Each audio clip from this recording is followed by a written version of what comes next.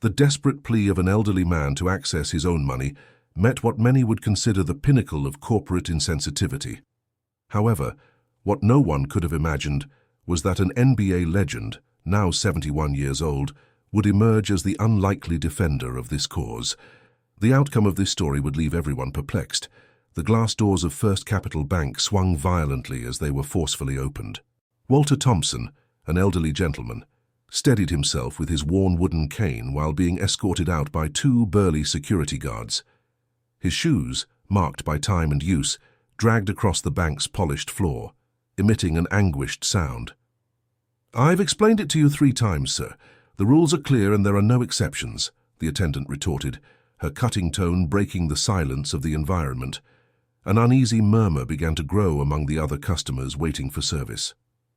Many, like Walter, faced the same dilemma.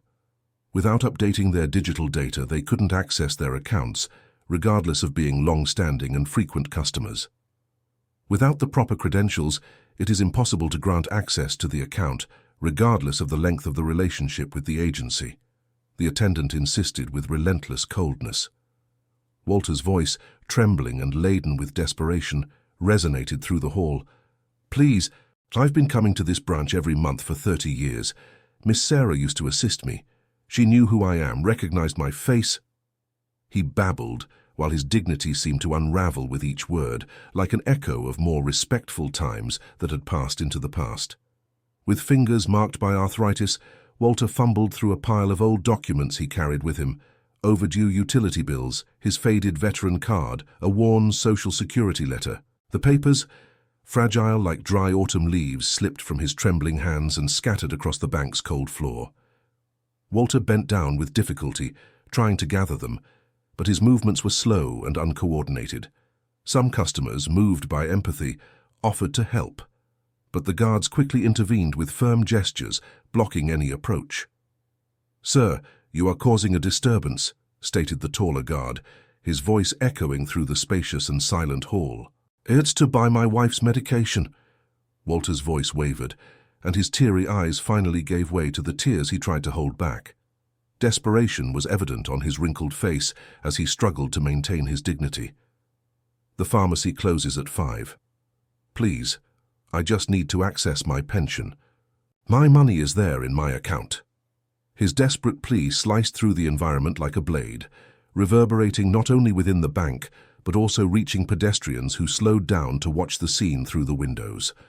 Slowly, cell phones began to emerge among those present, recording what seemed to be a growing injustice. The atmosphere in the bank became even more charged. Some customers averted their eyes, unable to bear the embarrassment, while others looked on with expressions of indignation. A young mother held her son close to her chest, protecting him from the scene, while an elderly lady with white hair tightly grasped the pearls adorning her neck, murmuring, "This is wrong. It's completely wrong." "Enough!" shouted the second guard, approaching Walter with authority. He grabbed the elderly man's frail elbow and continued, "If you don't leave on your own, we will be forced to remove you." Under the harsh and unforgiving lights of the bank, tears streamed down Walter's tired face, falling onto his time-marked cheeks and dripping onto the marble floor. His cane tapped rhythmically against the ground with each hesitant step, accompanied by the dull sound of dragged shoes as he was led out. Outside, Walter was left among the papers that now covered the sidewalk, like scattered fragments of a lifetime. Each document seemed to tell a piece of his story. The veteran card, a reminder of the service he provided to the country. The bank statements, proof of his long loyalty to the very bank now rejecting him. But that day, none of that was enough to grant him something as simple as access to his own money. The reason that brought Walter to the bank that day was as simple as it was urgent, but laden with immense emotional weight. Margaret, his wife, had received a new medication regimen recommended by her oncologist that very morning. The cost of the prescription was 480 sequin, a significant but vital amount for the treatment that promised to alleviate her suffering. The problem, however, was not just the money, it was the time. Anderson's pharmacy closed promptly at 5 p.m., and there were less than 2 hours left. Every passing minute was like a sentence, turning the clock into a cruel and relentless adversary. "Mr. Thompson!" A firm and clear voice cut through the growing murmur of the bank, drawing everyone's attention. Rebecca Stevens, the newly appointed branch manager, emerged from her office with determined steps. At 34 years old, Rebecca was the epitome of corporate efficiency. In just 3 months as manager, she was already seen as a rising star within the National Financial Group, known for rigorously implementing new security and compliance protocols. Walter looked up, straightening his posture with effort. Despite his evident fatigue, the dignity of a man accustomed to facing challenges, forged during his years as a professional athlete, still shone. "Miss Stevens," he began, his voice weak but clear, "I've been trying to explain. I've been a customer of this bank since 1989. The tellers used to call me by name. I never needed to go through this." Rebecca, maintaining the composure that was her trademark, gestured for him to follow her to her office. The glass walls of the space, modern and austere, reflected an environment focused on efficiency and technology.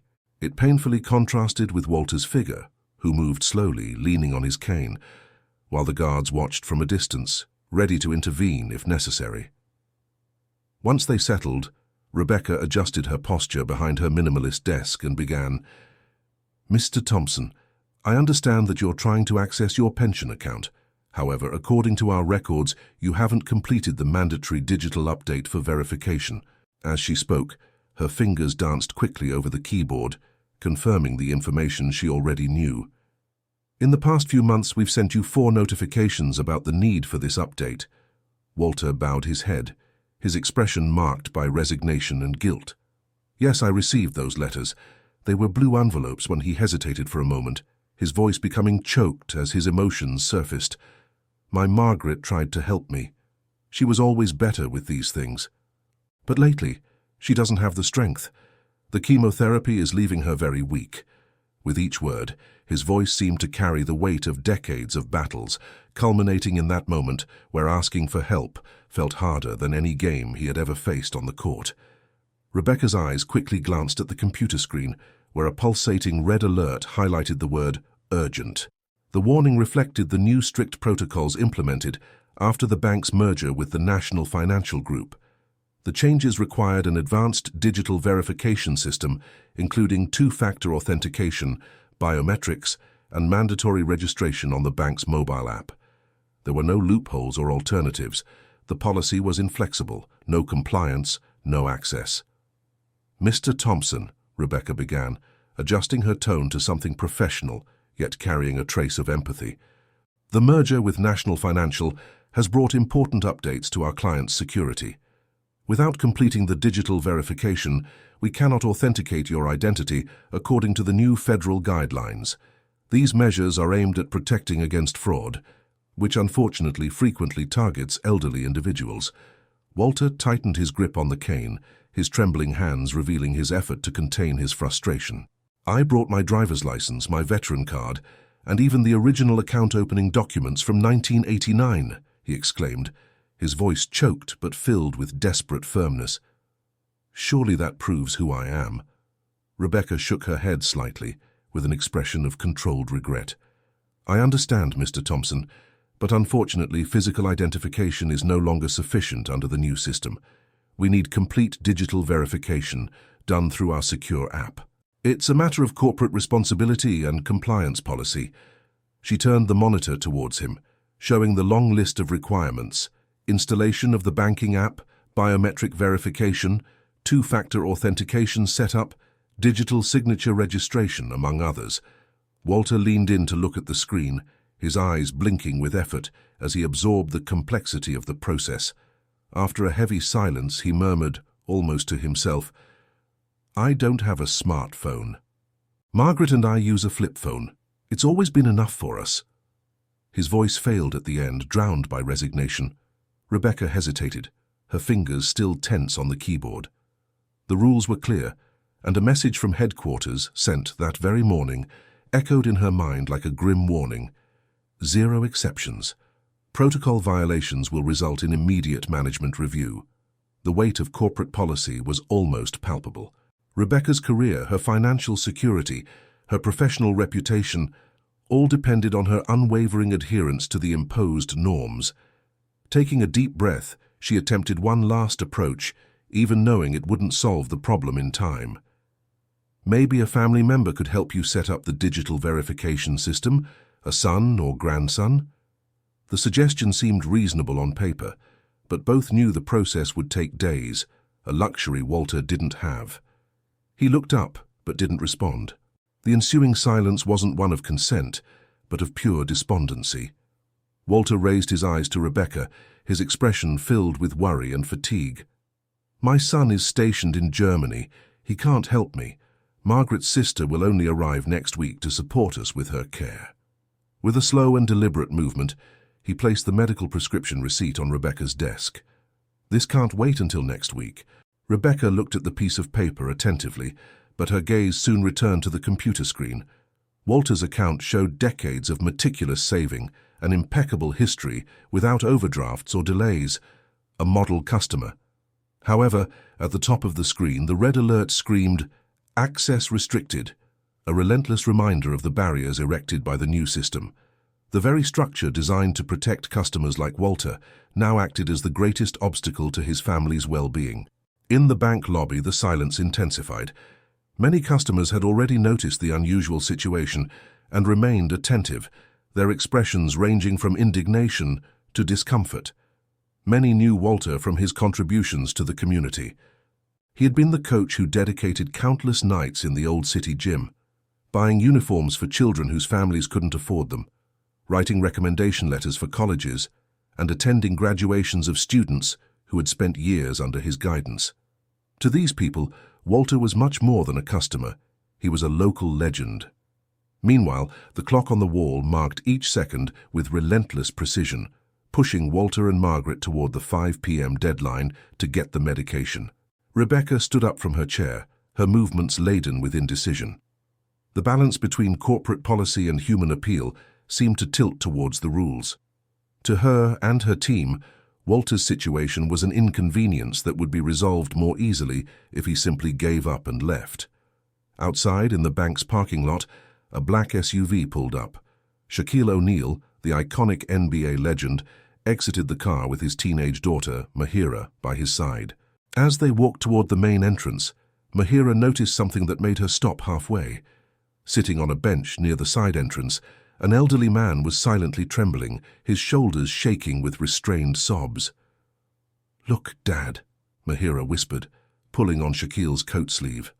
The sight of an older man crying in broad daylight in front of a bank was unusual and deeply moving. Around Walter, papers were scattered across the ground. Medical prescriptions, bank statements, and even some old photographs slipping out of a worn leather wallet. Shaquille stopped, his imposing 2.16-meter frame casting a protective shadow over the scene. He leaned slightly forward, his deep yet gentle voice echoing in the silence. "Sir, are you okay?" Walter lifted his face marked by time and sadness, hurriedly wiping away his tears with his trembling hand. Despite the chaos and humiliation of that day, he tried to maintain the dignity that years as a coach and community leader had forged. The unexpected encounter, however, was about to change the course of his story. "I'm sorry. I'm so sorry," Walter began, his voice almost inaudible as he tried to gather the papers scattered at his feet. His movements were slow and hesitant, a mix of exhaustion and humiliation. "It's my wife, Margaret. She needs a new cancer treatment, and they won't let me." His voice failed again as he weakly gestured toward the bank entrance, where so many doors had been closed to him. Without hesitation, Mahira was already kneeling on the ground, carefully picking up the papers. Among the documents, something caught her eye, a yellowed and worn photograph, but still clear enough to show a group of young people in sports uniforms, smiling with trophies in their hands. "Dad, look at this!" she exclaimed, holding up the photo with enthusiasm. "It's Coach Thompson. They talked about him at camp today." Shaquille narrowed his eyes as he took the photo. Suddenly, the puzzle pieces fell into place in his mind. He had heard of Walter, even without knowing him personally, the legendary coach who had dedicated decades to his community. A man who never turned away a child for lack of financial means, who worked tirelessly to keep local sports programs alive, often using his own money. Now that pillar of the city was sitting there, in shambles, ignored and disrespected by a policy that treated him as if he were irrelevant. Walter, with tears in his eyes, tried to explain his situation. He talked about the new digital verification requirements, the tight deadline to get Margaret's medications, and the growing frustration he carried on his shoulders. His words came out slowly, heavy as the very air he breathed. "Now they treat me like I'm nobody," he murmured, his voice choked with pain. "As if all those years meant nothing, just because I can't use a smartphone app." As he spoke, Mahira was already on the phone, frantically navigating the bank's website. Her eyes darted back and forth, absorbing the information quickly. "Dad, this isn't right," she exclaimed, her youthful indignation evident in every word. "They can't just do this to him." But before she could continue, Shaquille had already made his decision. The mention of medication and cancer brought back personal pain. He had lost his older sister to the disease years ago, a wound that never fully healed. The memory of that loss seemed to echo in Walter's situation. Without hesitation, Shaquille reached out his hand, helping the elderly man to his feet. His voice was firm but full of compassion. "Coach Thompson, let's go back there together. Sometimes people need to be reminded that behind every rule, there is a person." As they walked back to the bank, Shaquille's imposing figure began to attract attention. The customers inside the bank noticed the movement, and murmurs grew as people recognized who he was. Cell phones emerged to capture the moment, and whispers turned into a wave of excited voices. Within minutes, videos started appearing on social media, accompanied by captions that amplified the drama of the situation. The world was about to witness the unfolding of this story. The bank's glass door opened, and silence took over the lobby. People turned to look at the unlikely trio entering. The imposing NBA legend, his daughter recording everything with her cell phone, and the old coach whose posture seemed to regain some of the lost dignity with each step. Rebecca Stevens, who had just returned to her office, stopped midway, completely motionless. The atmosphere in the room changed instantly. It was no longer just about Walter Thompson and his struggle to access his own money. It had become something bigger, a direct confrontation between a system that prioritized technological efficiency and an undeniable appeal to human compassion. Shaquille O'Neal stopped in the center of the lobby, his presence filling the space as markedly as he did on the courts. His deep, steady voice echoed, cutting through the charged environment. "I think we need to talk about what it really means to be a bank for your community." The tension was almost palpable. Rebecca held the tablet with slightly trembling hands, her eyes shifting between Shaquille and Walter. In a reflexive gesture, she adjusted her blazer, trying to mask the growing discomfort. "Mr. O'Neal," she began, choosing her words carefully, "while I understand your concern, we are obliged to follow federal regulations that simply don't allow—" "Stop right there." Shaquille's interruption was direct and unquestionable. He leaned slightly forward, his posture seeming to alter the very weight of the room. "I'm part of the board of several banks," he declared, his voice laden with authority. "I've been involved in mergers, acquisitions, and policy implementations that you can't even imagine. So when you mention federal regulations, I know exactly what they say, and more importantly, what they don't say." The employees around, who had until then been mere spectators, now seemed part of a courtroom audience. Their expressions were of astonishment, their breaths shorter.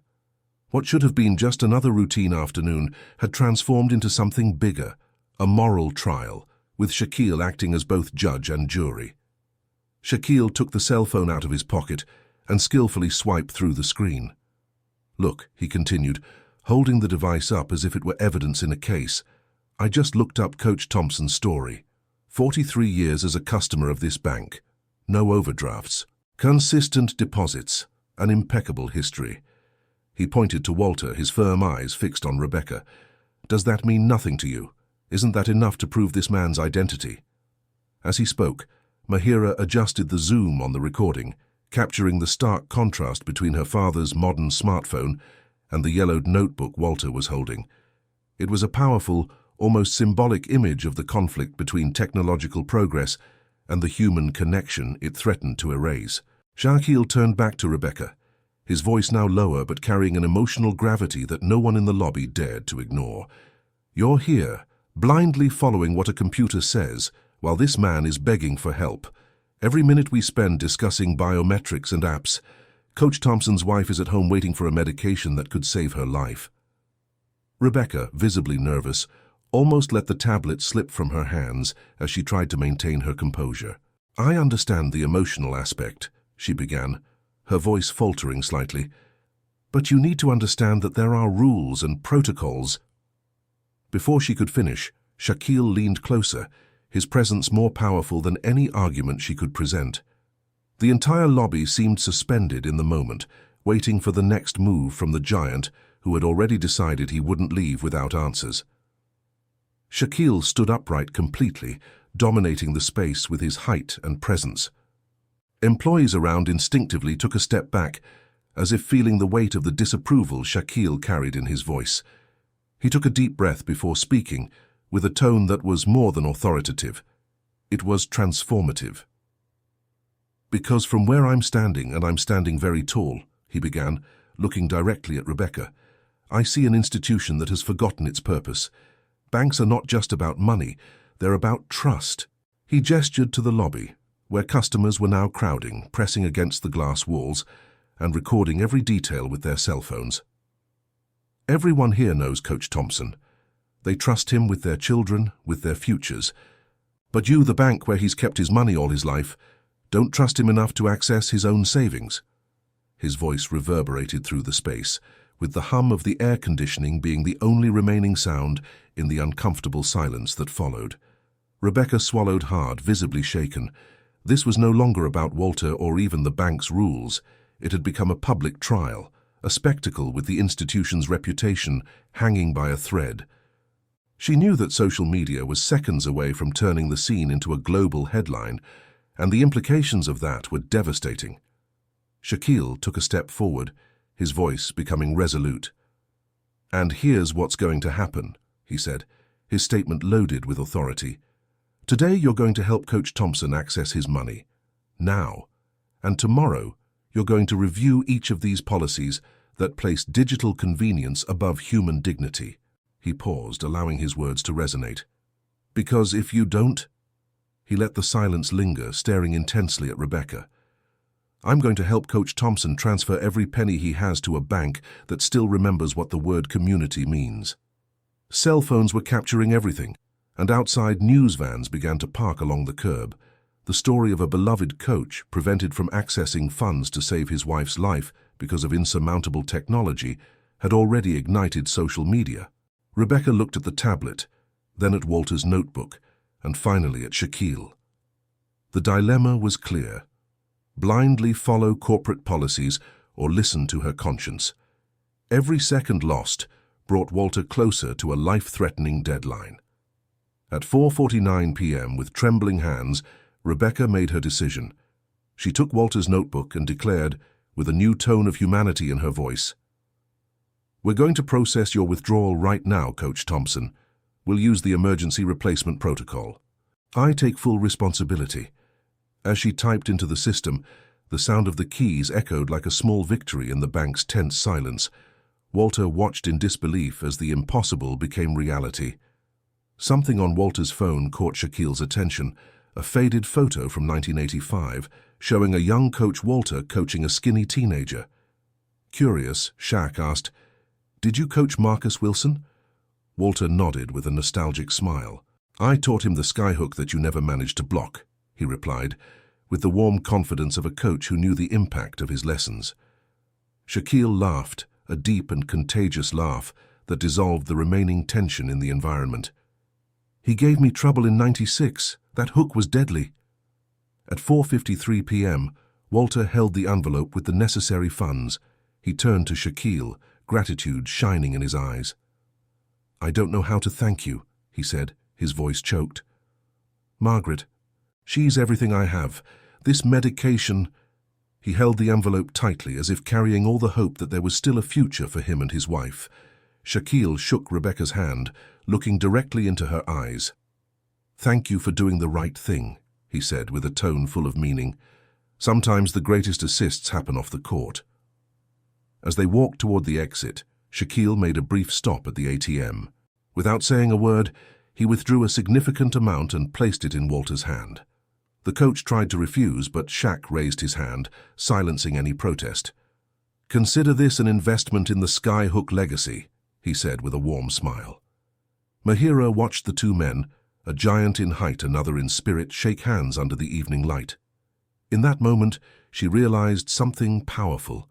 The greatest victories don't come from spectacular shots, but from small acts of humanity and dignity. And now we leave the reflection to you. What would you do if you saw an elderly person being rejected by a system just because they didn't know how to use technology? Should a bank prioritize policies or people? Let us know in the comments. Thank you for watching, and see you in the next video.